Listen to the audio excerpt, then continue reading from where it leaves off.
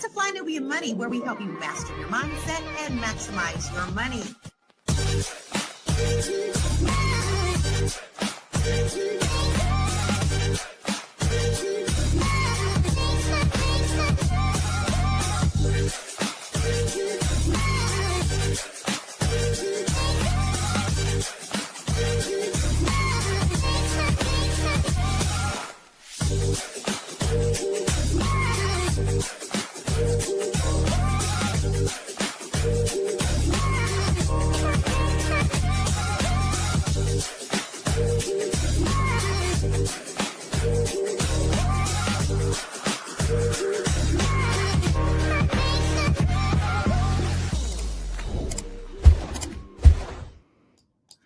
I love that new intro. Welcome. Isn't that nice? Hey, okay. Welcome to Fly Nubian Money, where we help you master your mindset and maximize your money. Today, we are unpacking a topic that hits close to home for many. Why some men stay in relationships even when they're no longer deeply attracted to their partners. Today, we're going to examine the psychology behind this phenomenon, the societal expectations that influence it, and the long-term emotional cost of staying in a relationship without genuine attraction. Today, we are joined by beautiful queens on this panel. We have Nomalenga. She goes by the Marriage, Motherhood, Money Making M3. Are you a coach, strategist, conversationalist? We have Dr. Alicia. She's a therapist, social worker, and advocate for healthy relationships. And we have Dr. Sabrina, who is a financial queen. That's what we're going to do. I didn't mean to leave you hanging. I was trying to get to She's the queen of money. And so welcome, everybody. Thank you so much for joining us today, Booker and Deborah. I already see you guys joining us in the chat. So the title of this conversation is My Wife Thinks We're Soulmates and I Think I Settled.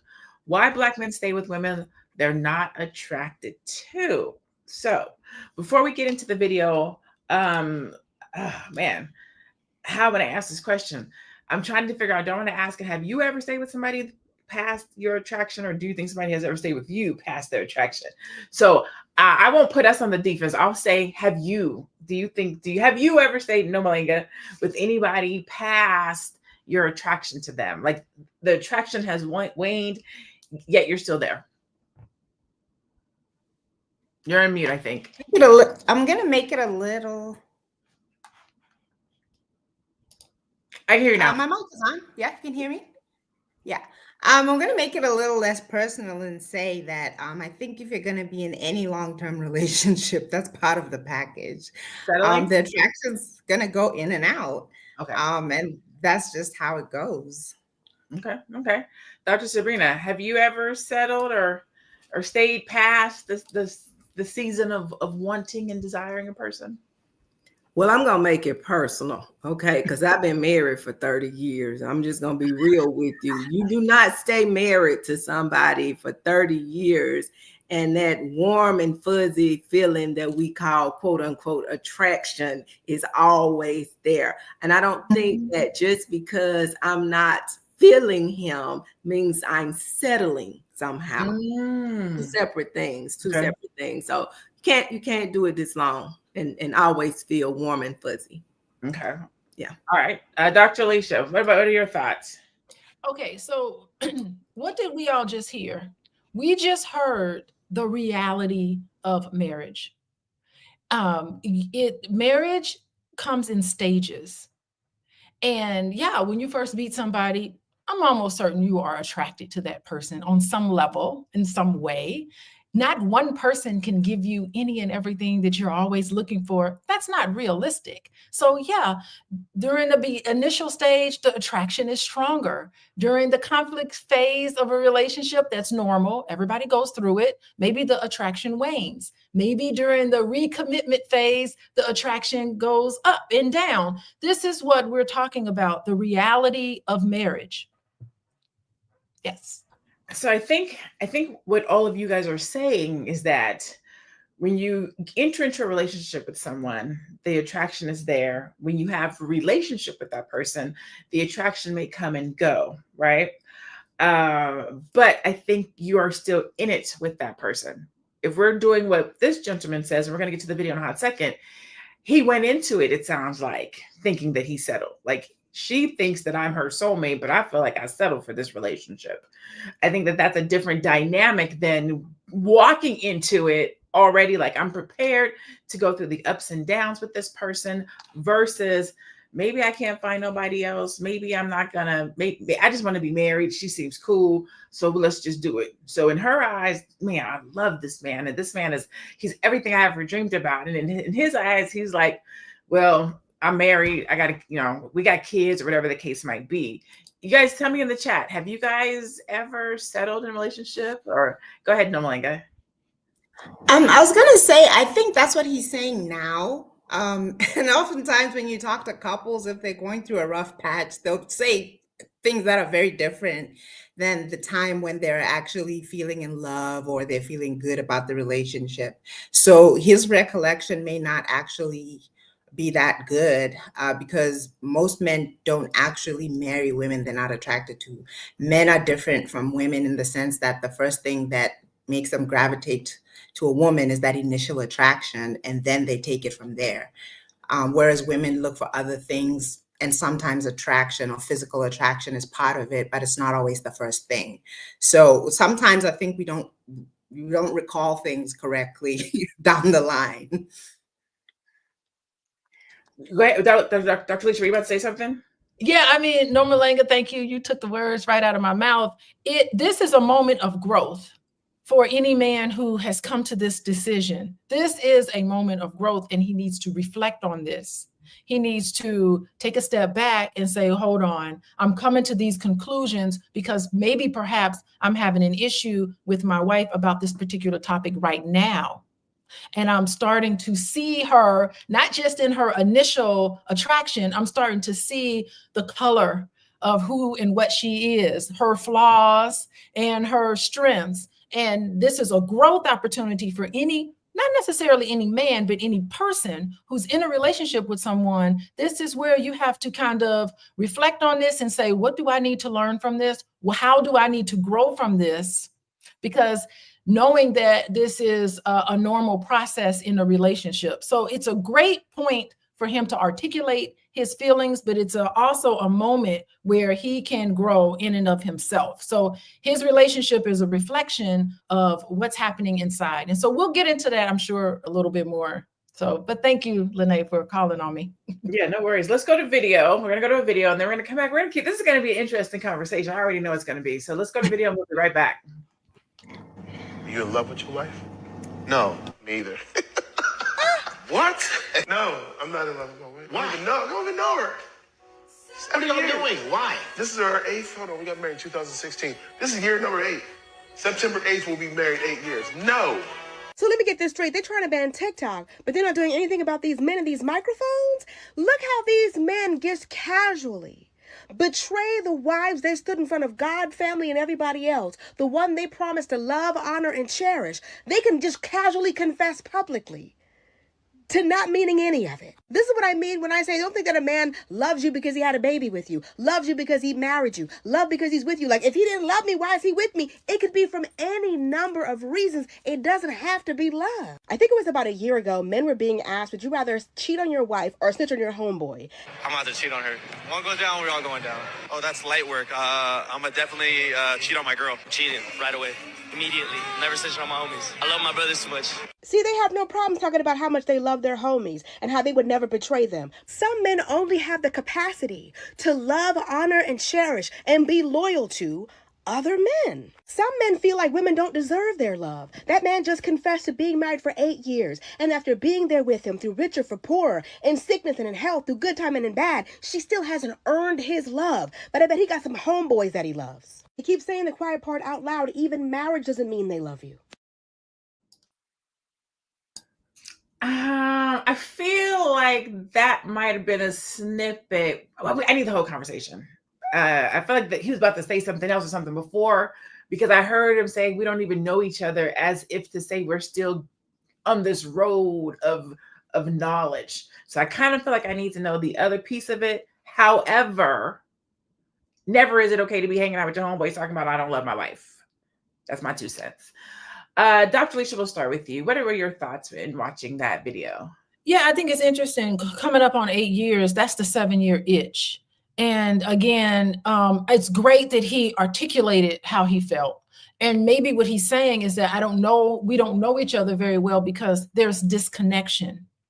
And if he wants to really commit himself to the relationship, then perhaps he needs to make the effort to reconnect with his wife, because I'm certain you think you know somebody, but there's always a way for you to reconnect with somebody to continue to learn about who and what your partner is. So maybe he's feeling lonely, and maybe he's feeling disconnected, and this is a normal reaction to that. I mean, how many times can you be in a marriage with somebody and inevitably feel hurt by something that they've done and something that they've said, and just walk around with that pain and hurt? That's going to disconnect. So perhaps this is a beautiful opportunity for him to realize this. Hopefully his wife will see this and sound the alarm and get to a place where they can start having real conversations,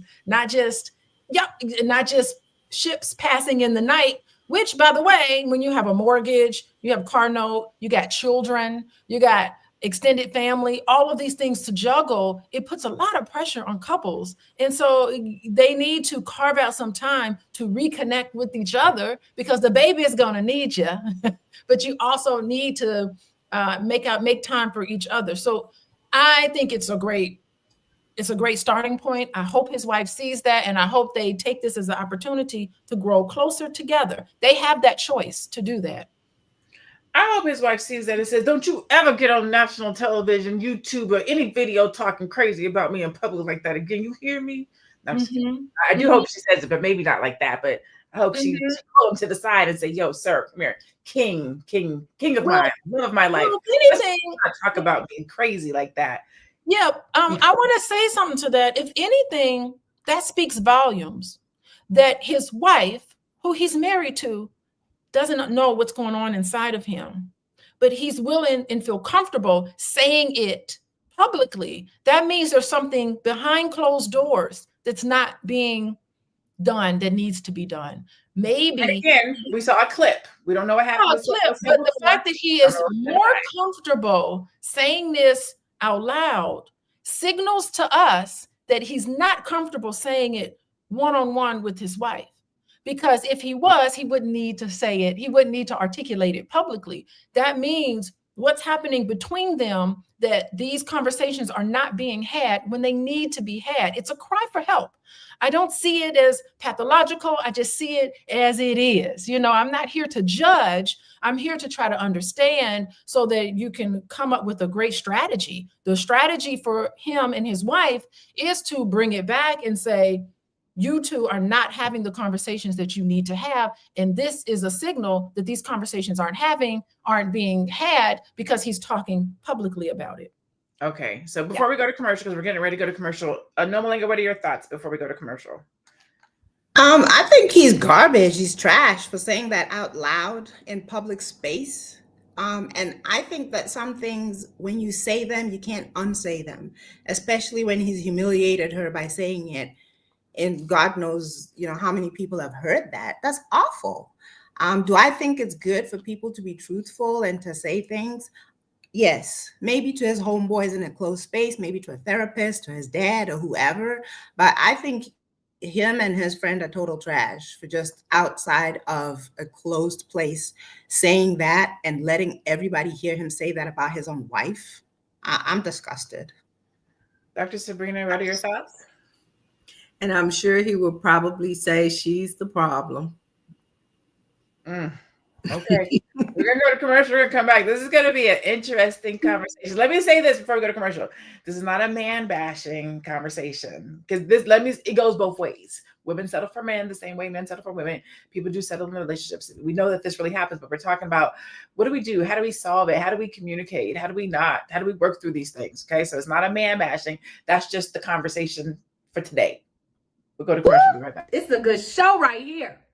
But I'm biased. If you are just tuning in, you are watching Fly Nubian Money, where we help you master your mindset and maximize your money. My name is Tiara Williams. I'm also known as Miss Black Hollywood, and I'm the proud producer of this show because it is lit. If you want to receive notifications for when we go live Monday through Friday, 1 to 2 p.m. Eastern Standard Time. All you have to do is text the word Queens to 87948. That's Queens to 87948. That's QUEENS to 87948. Also, if you want to grow your money and not blow your money, all you have to do is go to flynubianmoney.com. There's all kinds of resources, there's courses, there's free giveaways. There's just no reason to be broke in 2025. All you have to do is go to flynubianmoney.com. Obviously, you don't want to be entertained here. You want to know enough to grow. Wait, I need to put that on a shirt. You got to know to grow. Got to know to grow. So know and grow with flynubianmoney.com. So know and grow with flynubianmoney.com. Have these conversations. Don't settle. And don't be settled for. Okay. So, all right. I believe we're going to go to another video. Producer, let me know. Are we about to go to another video? I think we're going to another video. I read a story about a woman who was out to dinner with her husband and some friends. They're having a few drinks, and she goes to the bathroom. But on her way back, she overhears one of her husband's friends say how the wife is basically a placeholder, and he chose her because things did not work out with the real love of his life, which is this other woman that he had a previous relationship with. And so obviously the wife is like shocked, stunned, trying to process this. And when she confronts her husband later on and says, "Is this true?" He didn't deny it. He just says, "Let's call the friend John." Well, John has a big mouth. And before you throw stones, I want you to know how common this is.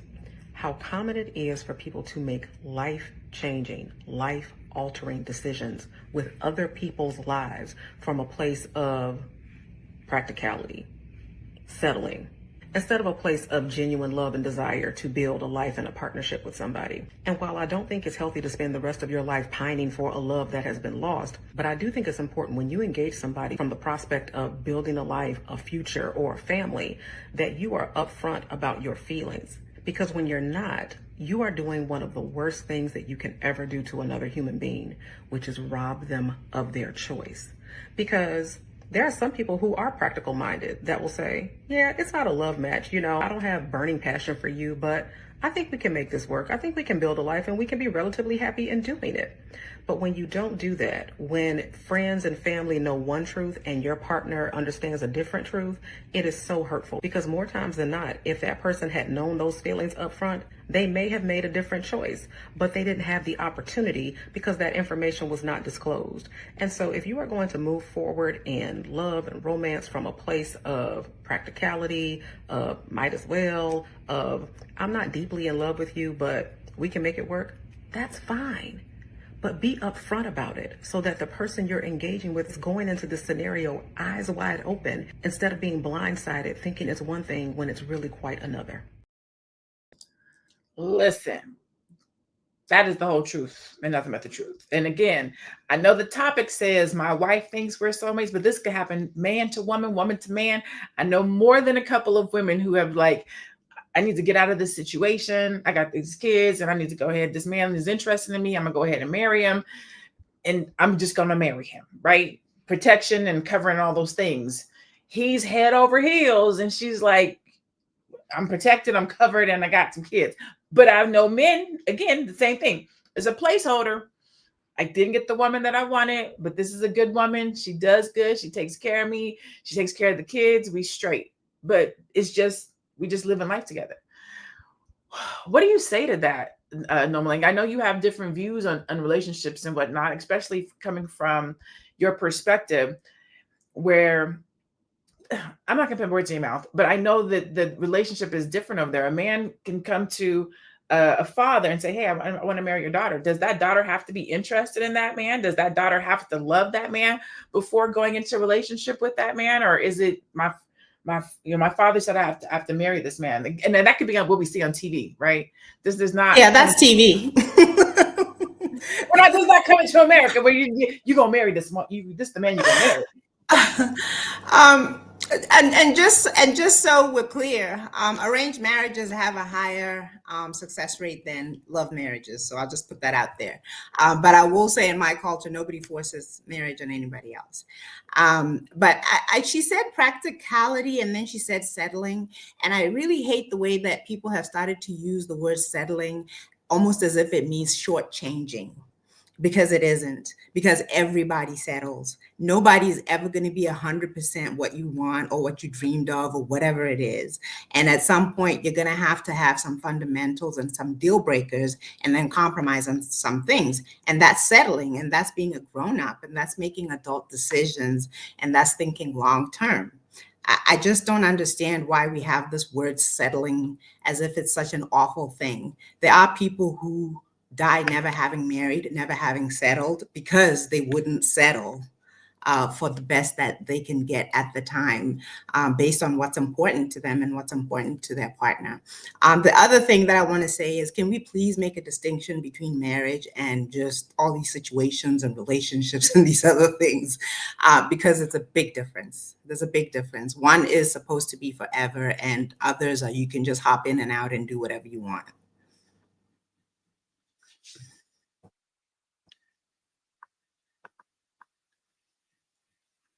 I'm just talking. My mute button popped up. Dr. Sabrina, what are your questions? What are your comments around this phenomenon, this conversation?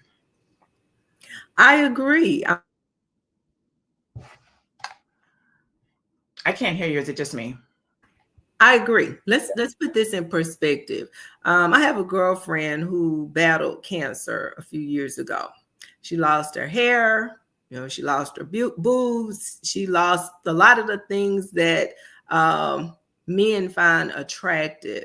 So does the husband then look at her and say, well, I'm just settling. I'm not attracted to her anymore. She's not the person I married. Well, for those of us that are married, I've been to a lot of weddings, ceremonies, planning to go to one in September. I remember my little small ceremony 30 years ago, but I remember a lot of things about those, but I don't ever remember during the vow exchange any words about, I will stay with you as long as I am attracted to you, as long as you have plastic surgeries to enhance yourself and keep yourself, attractive. Nobody ever says that. I mean, because there are times when you're gonna be your best, look your best, feel your best, and then there are times when you're not.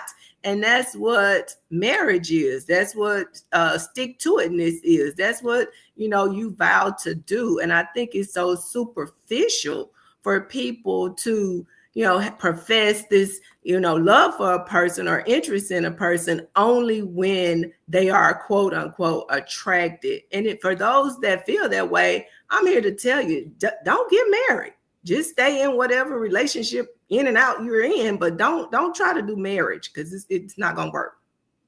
So you bring up a good point. I think attraction is like one piece of it. I think that there's because I think people are marrying people that they're attracted to, but they may still not feel like it's their soulmate. They may not still feel, they may still not like them. I have a friend right now. This man loves this lady. He loves this lady. He loves this lady. And I swear I don't think this lady likes him. And I don't know. It's not my place to say, but she did not want to set a date. She did not want to set a date. She did not want to set a date. She did not want to set a date. 2-3 years has gone by. Her parents came to town and he was like, let's do it. And she was like, all right. So she did it, but it wasn't her. This is a woman. This you take initiative. This is your fiance supposed to get married. Got married.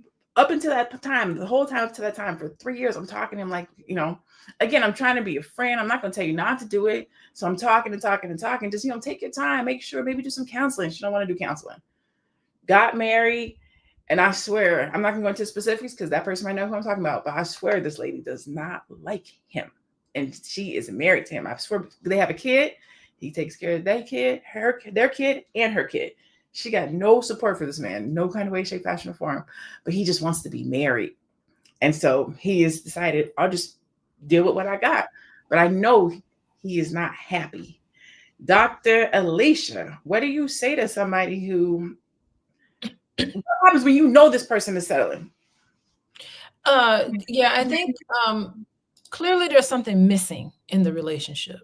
And I think that it's understandable that if you're in a relationship and there's something missing, and maybe you have tried on some level to fix it and it's not working, it's totally understandable that you would then start to fantasize about, oh, if I was with this one person, maybe I wouldn't have these set of issues. And maybe if I was with this one person, it's a normal response, I think, to some of the issues in your current relationship that's not being dealt with, not being managed effectively.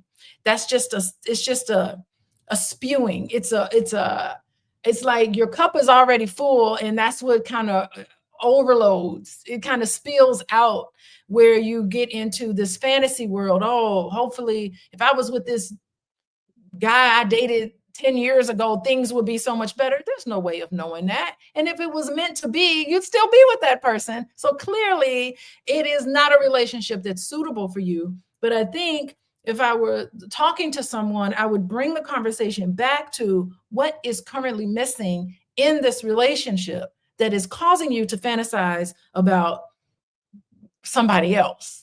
Because I think that we could start to discuss those elements and try to bring those into reality, not a fantasy, but into reality in the current marriage. And I really do think it does take two people to be committed to make a marriage work through issues, through not getting all of your needs met. And part of it is, if you lay it out, here are my needs that aren't being met, and you have a conversation about some of those needs can be met. Some of them, maybe they can't be met.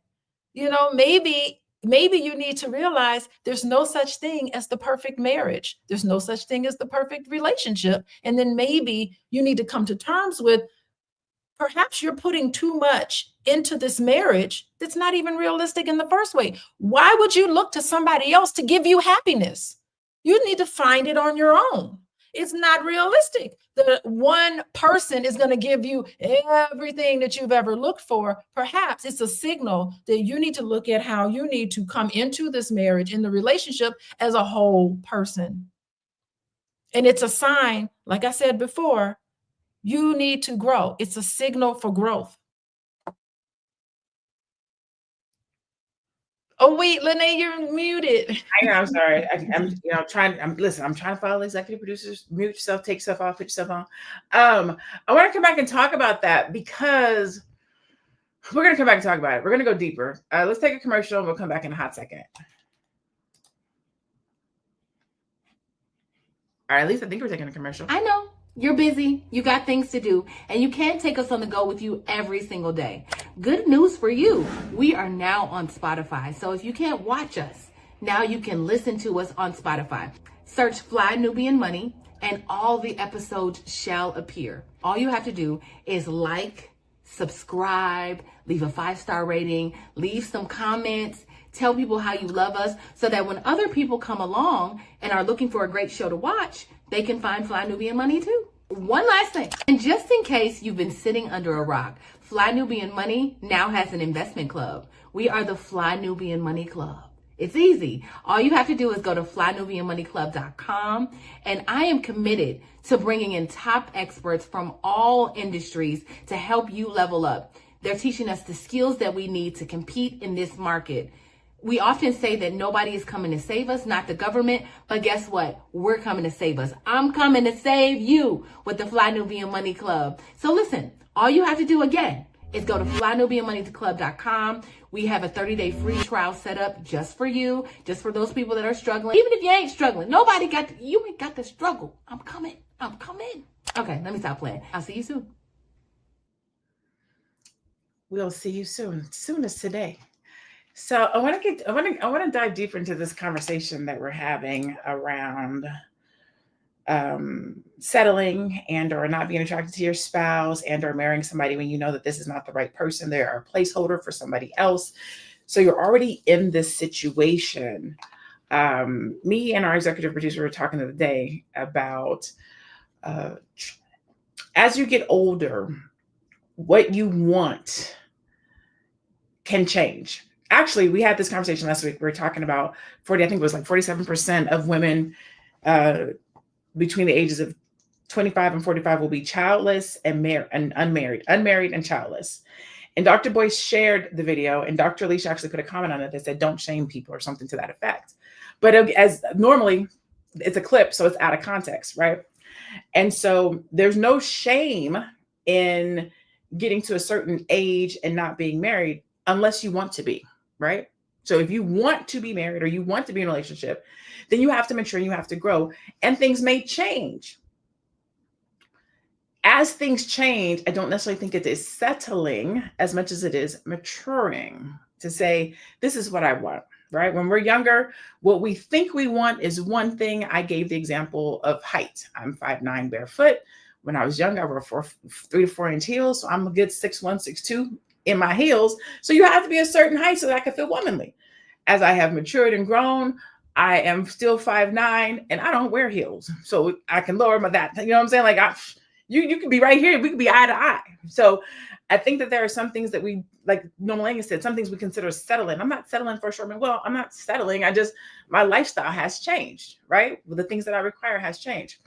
But in this conversation that we're having here today, we're talking about someone that is going into a relationship with somebody else, knowing that they are the only person who knows that this other person is not their person. So the person who is getting married or the person who is going into the situation is of the assumption that we are on the same page. You are my soulmate. We're in this together. But really, you have a belief or an idea that I am not up to par, that I am not your first choice, that I am not the person that you actually wanted to be with. And therefore, that's where the settling comes in. Okay. So I know all three of you guys are married, but so let's flip the script on you. We'll start with you, Norma Langan. Let's say your husband says, I love you, but you were not my first choice. I wanted Susie, but Susie wouldn't have me. And so you were the next best thing. What would you say? How would you feel about it? Is that something that you can make work? The thing is, I am his best choice because Susie wasn't a choice for him. Neither is Naomi Campbell. I mean, that I'm just aging myself because I don't even know who the hot chicks are right now. I don't know who's hot right now, Rihanna or whatever. He can't have Rihanna or whatever. I'm what's realistic for him, and I'm the best that he can do within the confines of what he can do. So no, I don't have a problem with that. And the other thing is sometimes there is like physical attraction and you know you're very physically attracted to a person, but you know that there's no longevity. It's just an attraction and it's like, oh, that's that's the person I want, I really like or whatever, all of that. But again, with maturity, you can feel hot for somebody and you know it'll blow over. And you know that when you're making a decision where you're supposed to stick it out for the rest of your life, raise children with that person, make major decisions, take care of aging parents, be broke, have money, make whatever, all of those things. When you put all of that together and you picked me because you thought of all those things, I am your best choice. I don't really think that this whole thing of, well, I like so-and-so and I'm so hot for so-and-so, I couldn't have her, so now I'm going to settle for you. No, I'm also settling for you too, because there are things about you that, they're not that great, but the things that I love about you and that I appreciate about you are the things that I think can work in the long run. I think you can raise children with me. I think that we can do things together that will last. I think we'll have meaningful memories, all of that. So I'm sorry. I just don't like that word settling. I actually just don't like it because it just shows that people don't understand what a long-term relationship is and people don't understand what marriage is and what building a family is. Okay, Dr. Sabrina, what about you? What do you think that men and women look at settling different? Because when I listen to Nomaling and I listen to Dr. Alicia, it's lollipops and unicorns. Like it's gonna be okay. We're not settling. But men think that, like, as a woman, we know, or we don't feel quite that way. We're getting protection, covering and doing all the things. But men can potentially think differently if they thought that Susie was the best that they could do. Even as the woman, we know. Well, I think Anonymous said it. If you could have had Susie or Rihanna or Naomi Campbell, you would have, but you couldn't. So you got me, boo. But as a man, as the lady said, man, I didn't get Susie. What do you think? So I'm looking at these comments, and I see Black Lexicon says, you spoke it in the first person, but the other truth is the third person that you want changes to. And so that begs the question, maybe that was the person that you thought you wanted, but they will evolve. I like to say evolve. They will evolve as well, throughout life. And who's to say in which direction? So it is one of those things where I think we have to really, really think about this long-term, not this short-term thing, but these long-term relationships a little bit differently. And again, to Dr. Alicia's point, there is no perfect relationship. There's no perfect, we got these ideals in our head, but the reality is we're not perfect people. And I think that's what we don't do. We look at other people and we look at them in terms of, maybe I'm settling and all these things. But what about us? What about our flaws? What about the fact that we are not necessarily where we are headed? When the person finds us, we may be a little bit just over a hot mess. Both of us may be there. But as time goes on, we have experiences, both good and bad. We have our differences, we work through them, and we become a better version of ourselves. And so I think we have to give each other grace. But to answer your question, I'm gonna go biblical here for a second. Do you guys remember the story of Jacob and was it Rachel? Rachel that he was in love with, and because he was a conster, his uncle Laban, if I remember his name was, he kind of tricked him as well. He told him he was going to let him have Rachel, and Jacob only had to work for 7 years or so for Rachel. And then on the wedding night, he found out he didn't get Rachel. He got her big sister, because that was the order in which things happen. The big sister gets married first, not the little sister. So then he loved his woman so much that he worked another 7 years, to get her hand in marriage. But of course, Leah, the older sister, felt some kind of way because she knew who the love of Jacob's life was, which was Rachel, and it was not her. And because of that, I think we probably still have some tension in the world today, but we're not here to talk about all that. We're gonna bring it on back to the topic at hand. So yeah, people can feel and probably will feel very slighted to know that they were thought of or are being thought of as the second choice, or that their mates, quote unquote, settled for them. But I think, again, we have to really understand who we are and where we are. None of us are perfect. We're all becoming, and we all need to extend a level of grace to each other. Both of you and Nana brought up some really good points. And in the chat, I want y'all to see, I was going to tell y'all to tell me if you have settled, but we're not going to have you put your business out there like that. So I'm going to ask it differently. Do you know somebody, man or woman, who has settled or is in a relationship where they settled? Or talk to me in the chat. Let me know about this. You don't have to tell your story, because we know we don't want your relationship put on blast. But what I will say is, you made a good point. I've talked about, and the dude I date right now, he laughs at me because I always talk about my high school sweetheart, because he literally was my high school sweetheart. Like, this man pursued me in church. We met, like, the whole little love story. I dated him my senior year, went off to college to play football. I saw him in college, and I just knew I was going to be with this man for the rest of my life. So even when I dated, I was like, no, we can date, we can kick it, but I know this is the man that I'm going to be with. We had this little thing that said, as long as you don't have a kid, we can be together. I will be with you as long as you don't have a kid. I don't care what you do. Go out, play football, do all the things. As long as you don't have a kid, we can come back together. And then I had a kid. But I didn't say if I had a kid. I said if you had a kid. So I didn't know he held me to that same statute. But that's not the point. The point is, as we got older, he changed. When he didn't make it into the NFL, mentally, spiritually, he got different. And he started doing some different things. And the route that life took him turned him into like a little white boy. Now I don't do white boys. Even though you're a black man, I don't do the white boy thing.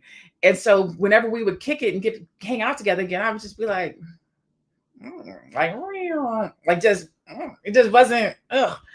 And so even though I still have much admiration for him, and I still talk about him to this day as my high school sweetheart, there is no attraction there anymore. I still wish the best for him. I still wish well for him, but I don't feel like the dude I talk to right now, I'm settling for. And I told him this the other day. I don't think, because his view is, if it doesn't work out with the person you were supposed to be with, then you end up with somebody else. And I'm like, I don't think that's true. If it didn't work out with that person, it wasn't supposed to work out with that person. Because when I look back at him today, it wouldn't have worked. My son's father, who I love dearly, one of my best friends, it wouldn't have worked. And I am who I am today, and I get to be who I am today, and all my glory and flaws and whatnot. And we match perfectly today and communicate well today because of our experiences and how we've gotten to here. And I told him, I was like, I'm so glad it didn't work with anybody else, because the way that it works with you is so wonderful that I don't feel like I settle. We got flaws. We got things we got to deal with. We got things we got to go through. We just went through this assessment the other day. He was like, you're looking for a perfect man. You need him to have these 22 things. And I was like, well, read the list to me. You do that. You do that. So out of 22 things, you're 19. He was like, yeah, but I wasn't these 19 when you met me. True that. He was like, this is what you have helped me to become. This is what you brought out of me. This is what we've built together. And I was like, okay, come through, Lene. Okay. But I get what you guys are saying, right? Sometimes it's not selling. Sometimes it's building. Sometimes it's nurturing. Sometimes it's growing together. Sometimes it's communicating about what you like, what you don't like, what you need, what you don't need. And then filling in those ticks. Because when we first started, he was like a 6, but now you had 19 out of 22. We getting there. We getting somewhere. But that's almost perfect. I just talked a lot. Let me check the chat. I think we're going to go to a commercial. Are we going to a commercial? Or we're going to go to commercial. We're going to come back. I'm going to let Dr. Alicia answer, and then we're going to go to stats. We'll be right back. Are you a Black business owner looking to expand your reach? Well, has Fly Nubian Money got good news for you? We are building a Black business directory to connect you with customers who need your services. And here is the best part. It is absolutely free. Email us at info@realvirtual.net. Send us your business name. Tell us a little bit about what you do, what services you offer, your website address, and your contact information. That's it. Together, we are going to build and circulate the Black dollar. Get listed today and start connecting with people who are probably already looking for you. All right, Dr. Alicia, what are your thoughts before we go to our stats? Oh, Lene, I really thank you for sharing that story, because it really illustrates the fact that we're all on our journey.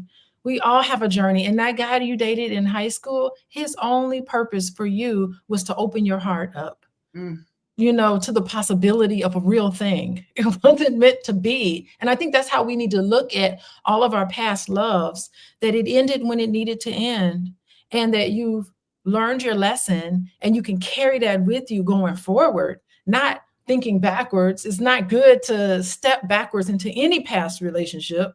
It's always great to go forward. And I want to say, I love this whole thing about Jacob that you brought up in the Bible. I have an alternative interpretation of that, is that when you're in a relationship, you need to think about what you're married to, because it seems like some of us are married to this idea about what marriage needs to be based on this fantasy, things that aren't real, and that we think we're going to be married to one thing. But when we get into a marriage or a relationship, we need to start becoming married to the reality of the imperfections, the reality that sometimes you want to show up better to your relationship. Maybe your partner wants to show up better, and you stay committed to each other through these hard times. Maybe that is what we need to be more married to. Marriage to me means the ideas that you adhere yourself to. So think about the thoughts and the feelings that you have about a relationship, and think about what idea you are married to. And that will manifest in your current relationship. So I think that we do need to look at that. Lene, girl, you know, don't think I don't know that Boyce, my husband Boyce is a master at putting clips together. So I totally understand that to me, he is like the social media extraordinaire. And I know when he puts clips together, he knows how to put it together to spark beautiful debate online. So I was more interacting with the boys more than I am with you, because we do that with each other. So just let us know that's how we are. That's our dynamic, you know, because he ain't off the hook at all. So I think that's really interesting. But let's see, what else was I going to say? I was going to say a few things about commitment. And but that's the biggest thing. The biggest thing is to think about, are we married to a fantasy about relationships, or are we going to be married to the reality that you have married somebody despite their flaws? And that person has married you despite your flaws. And you're two flawed individuals deciding to manage whatever relationship problems you have, and then maybe, as Jacob did, you need to be married to that reality and not a fantasy. So I think that's the biggest thing for today. This is such a good conversation. Let's go to some stats. Let's look at some things. All right. So men versus women staying in relationships. Research shows men are about twice as likely as women to remain in a relationship when they're no longer physically or emotionally attracted to their partner. That is actually a true statement. Social conditioning. Studies suggest men often stay due to societal expectations around loyalty, stability, and fear of stigma from ending a relationship, while women are more likely to leave when attraction fades. Marriage dissatisfaction. According to the National Survey of Family Growth, roughly 15 to 20% of married men report staying in relationships where emotional or physical attraction is low. Impact on mental health. Staying in an unfulfilling relationship can increase stress, anxiety, and depression, particularly for men who feel trapped by social norms. And then the attraction gap. Studies suggest initial physical or emotional attraction declines naturally, but men are more likely to prioritize other factors like security and loyalty over passion. Men are 2 times more likely than women to stay in a relationship with someone they aren't deeply attracted to. So, and men ask for less than women. So let's see, women initiate about 69 to 70% of divorces, while men initiate around 30 to 31%. I've been having this conversation a lot, actually. I ask it, why do men stay longer than women? Like, why is it that a man will stay in a relationship that is not healthy longer than a woman? My friend says, because women prioritize happiness and men prioritize loyalty, being a provider, and things of that nature. Dr. Alicia, you're shaking your head. No. Why? No. First, wait. First in the chat, let me know your thoughts on those stats and what I just said. Let me know what you think about the man versus the woman dynamics and staying in a relationship. Tell us what you think in the chat. Go ahead, Dr. Alicia. I'm sorry. I'm sorry. Yeah. These men aren't really married. I mean, the status of marriage, and that was the point I was going to bring up. Wrote it down, and I'm glad we talked about this, about arranged marriages being that they stay together. That it depends on how you define it, right? How do you define marriage? Where I'm sitting as a therapist, marriage is a state of mind. It is not a legal status. Okay, so I think we should separate legal status from the state of mind. So when we talk about, let's talk about the state of mind. For a lot of legally married men, they're divorced.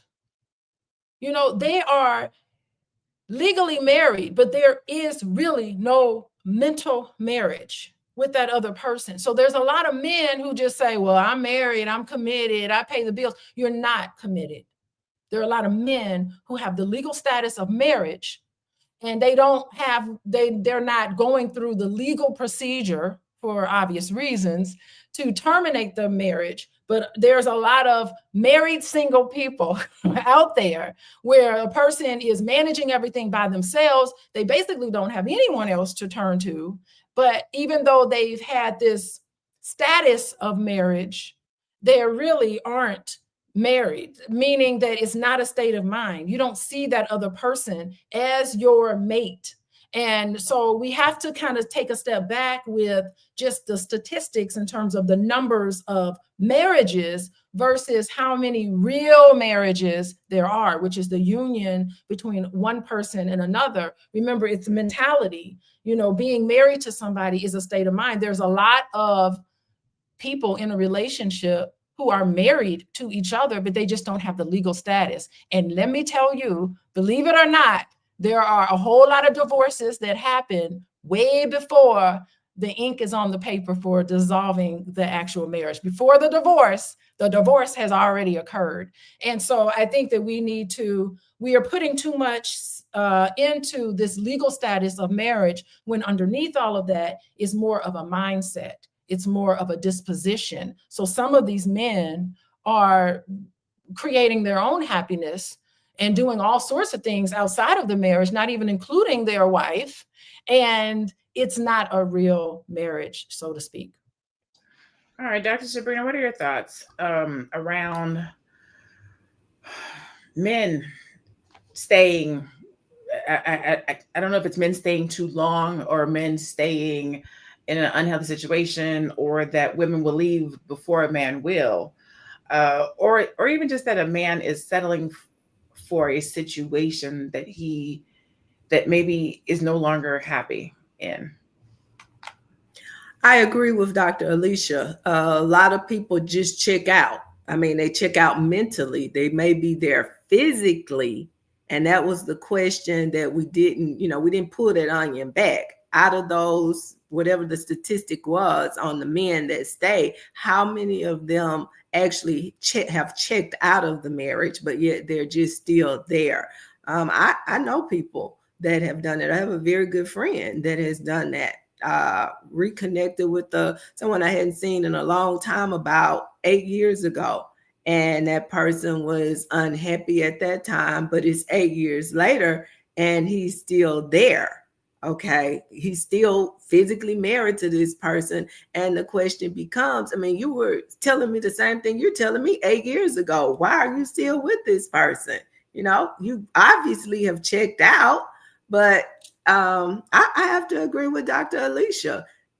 Just because you stay does not mean you're still all in. You can stay and be checked out. Does that then become settling? I think that now we're getting somewhere. Does that then become settling? If you are in a relationship with somebody and you have mentally checked out of the relationship, you're still on paper, so you are legally married on paper, but mentally you are not married. You have checked out of the relationship. You are doing your own thing, minding your own business. Is that now settling? Normally you're saying no. Go ahead. What are your thoughts? So, I think sometimes modern marriage can just kind of involve two people too much and not look at the peripheral things. There are children in there, and like my parents, before my father passed away, had been together for 50 years. You couldn't tell which ones were my father's siblings and which ones were my mother's siblings, because they had all been together for so long and loved each other and been family for so long. And that's just one element. They were also raising children. They had properties together. They had built businesses, and they had shared memories. There's so much that goes into a marriage that when you just reduce it to, I'm not feeling him anymore, and or I'm checking out or whatever. Sometimes you can check out in some parts of the relationship. Like I know couples, especially older couples, sometimes there'll be no sex. I won't say intimacy to try and cloak it. There's no sex, but they love each other. They're connected. They're good friends. They cooperate with each other, and both of them are satisfied by that, and that creates longevity. And again, there's so many other peripheral issues. Is that settling? No. It's But you being set it up committed. differently though, normally. You said they're Yeah. still intimate, they're still friends, they're still that's not what we're talking about. We're talking about all that's gone. Even if all that's gone, they still have children together. They still have in-laws. They still have properties. They still have shared memory. They're still So they're stay still together for the sticking. kids and the memories. You see, I don't like it to be just reduced like that, because But- you've but- built but okay. that- but what Let's I'm take saying it is something if else. all- Let's say if all the relationship child is makes gone and you all that's all mad, you right? have left. Let's say your child makes you mad, right? Mhm. And is on drugs and is just making your life hell. They don't stop being your child. You don't Well, stop that's your loving child. You them. gave birth to your child. We're talking about a relationship. Yeah, but that's the thing. That's with the somebody else. level of commitment that you're supposed to have to a spouse. You're supposed to join and become one. So that's And what I'm you don't asking. get So to, if you yeah. join and become one, but you lose all sense of relationship, you should still be in that. That's what I'm asking you. So to your point, there is no more friendship. There is no more conversation. We're living in this house as roommates. So you're saying you've committed to this, stay in the roommate state. That's the question that I'm asking. Even though we have kids. Yeah, I really don't think it actually boils down to how people make it look. And you usually get people who are not married saying that, because sometimes some parts are lacking. But again, if some part of it goes out of it, it doesn't mean you can't bring it back. It doesn't mean you can't work on it and recover it. You don't get to throw the relationship out because some parts of it are lacking. You can actually recover. It could be like, she said a story about somebody had cancer. She was, she's obviously not going to be intimate with her husband. She's not going to show up she's just going to be a person But he you're has to going take. back to two people who want to be in it. We're not talking about that. We're not talking about two people who want to be in it. One person has checked out. So you keep going back to two people that are together and happy. No, one person has checked out. The fact that if you don't physically leave, Right. that there's something that you're getting in there. If there's something that you value in there if you're not physically leaving. Because men actually do sometimes physically leave and they run off with a younger woman because that appeals to them. Or women feel like, you know what, I have these 5-10 years left of my life and I'm not going to be miserable. And then she leaves. The fact that people stay means that there's something that they value. And no, we don't get to just say, oh, you stay for the kids. No, it's not just kids. It's 50 years, it's 20 years, it's 10 years. It's your sister is now like my sister. She's my best friend and she's been my best friend for 20 years. Her kids are like my kids. My kids are like her kids. You don't just throw away those things and just say, well, him and I, we don't like each other much. I've heard couples tell me, I hate her, or I hate him. And then like a few years later, they're cool. It was a phase. How will you know what's going to come next or how you can recover if you just leave, if you physically leave, or if you throw out your whole family, or you throw out something that you've built your whole life? It doesn't make sense to me. So then, yes, if it's bad and the person checks out, still stick in there to see if possibly it may be. Because bad is not permanent. I don't disagree with you if you have two people that want to do it. I think when you have two people who are like, we're going to figure out how to make it through this difficult time, let's stick in it together and thug it out. Let's go. I think if you have one person who's saying that and the other person has mentally checked out, I think differently on that, because I've seen too many relationships where a woman will bend over backwards or a man bend over backwards to try to appease or please or make this person happy. But like Dr. Leach said, this person's not happy. And you can't make somebody happy who's not happy. And if they have already checked out, there's nothing you can do. And you're going to run yourself into the ground trying to make this person happy. And that will lead you someplace else. But that's my opinion. We're going to do final thoughts because I know we got to get out of here. I can see my executive producer in the background throwing her papers like, in the show. I knew this was going to be a good conversation because a lot of people are really living this life. And if you're not living it, you know somebody who's living it. I know multiple people, men and women. This is not a man or woman thing. This is a relationship thing. And it runs rampant in all communities, but I see it a lot in ours. And I think that if we can understand this dynamic more and have these types of conversations, maybe people in their own relationships will have this conversation, or even just look at it and say, maybe I shouldn't quit. Maybe I shouldn't give up. Maybe I should go and talk to him about what I'm feeling, or maybe I should go and talk to her about what I'm feeling, or you know what? She was the best that I could have gotten. This is the best situation. I need to stop thinking about my old girlfriend and buckle down into what I have right here, because she is the best. Like I think Nolinga said. So this conversation has been really, really good, and I hope somebody got something out of it. In our final thoughts, the question I'm going to leave us with is, how can one know if staying is motivated by love or comfort, and or what can they do to have the conversation to bring back the love? Dr. Sabrina, I'll start with you. Oh man, I knew you would. I needed to simmer on that one for a little while, but I hope I answered that. I'm going to say some things, and I hope I address what you asked. Again, as someone who has been married for 30 years, I can sit here in full transparency and say that I have checked out along the way a few times. I'm sure my husband has checked out a few times. But the question becomes, why did we never leave? You can go to a hotel and check out, but you don't have to leave. You can sit in the lobby and have coffee, you have snacks. Why did we never leave? It wasn't about settling for me. I made a choice to stay. I made a choice. The same choice that I made, the same way that I made a choice when I said I do, I made a choice to stay. It wasn't about settling. We make choices. And you have to ask yourself, for that person who checks out and does not leave, whether that's a man or a woman, why are you making the choice to stay? The reality is sometimes we're evolving.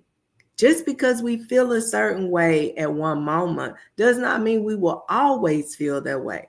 Sometimes life has to happen to us to bring us back to reality, to make us go back and look at that person, look at ourselves and say, hey, what am I doing here? So sometimes it's therapy. Sometimes it's reaching out to someone like a Dr. Alicia to get help and to understand who you are and what you're dealing with. And perhaps along the way, that love will return. Perhaps along the way. And sometimes for some people, maybe it doesn't even return, but they still stay. They still stay. They make a choice to stay, not a choice to settle, a choice to stay. My final thoughts. With that being said, I am Dr. Sabrina Edmond Williams, educator, author, and investor. Opening minds and closing contracts. I am so noted. I am, so excited, so delighted to be attending the All Black National Conference, where I will be presenting as a panelist on Saturday. I look forward to meeting all of those of you who are in our audience who will be attending the conference. I look forward to seeing you in Atlanta, and I certainly look forward to meeting my fellow panelists who will be at the conference as well. Thank you. Can't wait to see you in person. All right, Nomalanga, what are your final thoughts? And also just good conversation today. I love Nomalanga is amazing. Sometimes so in these type of environments, like I'm a particular person, and if I don't know you, I won't really push or lean into you. I know Dr. Alicia well, so sometimes I can go back and forth with her. I feel like I know Nomalanga well enough to go back and forth with her too. So don't be if you're watching this, wait, she's aggressive. No, it's just she's a strong woman, and her views are strong, so we can have a good dialogue and good conversation like that. So that's just to say thank you, Queen, for being here and having that dialogue with me. But let's have your final thoughts. I think you're on mute.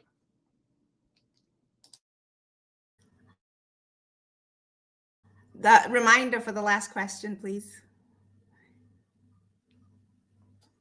How can one know if staying is motivated by love or comfort? You can answer that, or you can just answer, how do you have that conversation? if you start falling out of love and you start easing into comfort? Like, what do you do to bring it back? So either part of that. Um, okay, so I've observed from older couples, and I see it in myself too. I think as we get older, one of the most important things is actually companionship. As you get older, and that can look different for look different to different people. I think that's very valuable. I think I love seeing like really old couples still struggling along, holding hands. That's something I value. And if you were to ask me through a rough patch, why are you holding on? It's because that's the visual that I have, that we'll overcome what's happening and we'll be that couple. In terms of how can you make sure that you overcome these things, or how do you approach those conversations, our culture actually has built into it where you're able to kind of consult with older couples and get advice, get guidance, get input privately from people who've been there and done that and who've overcome, and they can kind of encourage you, they can support you. Sometimes you will tell them things that you think this is what he did and I'm ready to quit. And they'll be like, oh, we went through that 10 years ago. You'll get over that. And it kind of just, pops your balloon. And I think that's wonderful. I think having a community of people who support your marriage and encourage it and guide you through the process is very, very important. And I think that's what makes marriages work a lot of times. And then, of course, you have professionals who also can help you through the process. I think we should never discount outside help when we're going through tough times, because the most important relationship that you will ever have is your family. It's your spouse, it's your children, and it's the community that you build and the family that you build. So I think you should always give it your all. My name is Nomalanga. I've just changed my last name to Gaborone, but I still go by Nomalanga. I think one day we'll have an episode where I break it all down, because I've been married, but we went through the traditional process just recently. So there's like 4, 5 different ceremonies. Anyway, I am the founder of PassForOurGirls.com. I never get on a panel and don't tell you about the charity that we have here in Botswana. It's a charity for young girls who sometimes miss school because they're too poor to afford sanitary pads. And we actually provide those for them. If you feel compelled to support us, you can go to PassForOurGirls.com, PassForOurGirls.com, and even the smallest donation makes a difference. And I do want to say thank you to those in our audience, and they are there, who continue to support us. So thank you. Oh, I love that. Thank you so much. All right. Last but not least, Dr. Alicia, your final thoughts? Yes, final thoughts for me. Let's be real. Sometimes relationships have an expiration date. Sometimes they do. Sometimes you make a decision to recommit yourself to a marriage and make it work for you. Sometimes you make that very difficult decision to dissolve the marriage. But like I said before, life is a journey and we're all trying to figure it out. And this is what I mean by, no matter what your story is, you could be a single person, you can be a married person, you can be a divorced individual, you can be a remarried person or a married person at whatever age in your life. I don't want to put stigma or shame on one particular status as being above and beyond another status. You are, each one of us, where we are right now with our marital status, it's where we need to be in our journey, and it's okay.